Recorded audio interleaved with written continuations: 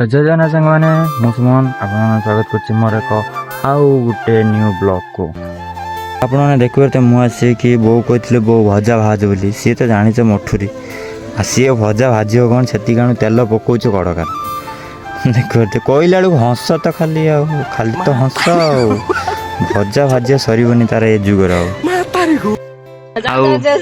केत भजा भाजी दबू आज दबुनी ना रखीदे काली आड़ू दबू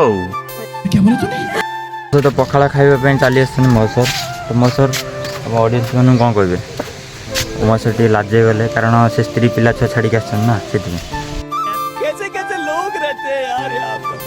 साला तुमको पागल कुत्ते का गाड़ी उठा के ले जाएगा बता रहे हैं हम। देखिए चटपटी बनवाई जो सामग्री दरकार से माछ भजा भी अच्छी भात भी बड़ा सरला आप देखिए आम चटपट भी रेडी हो गलानी माछ भी रेडी ता सहित पाचिला आंब आलू भजा पियाज सेपटे गोटे पान खाऊँ से कहला मुँह देखनी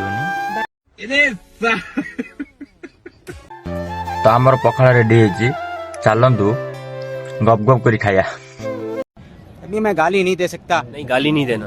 फैमिली देखती है वरना मैं ऐसे गाली दूं ऐसे गाली दूं ना।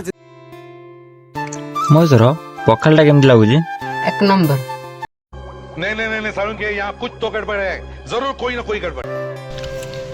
मोजर पखाड़ा तुमको केमती लगुच माइचा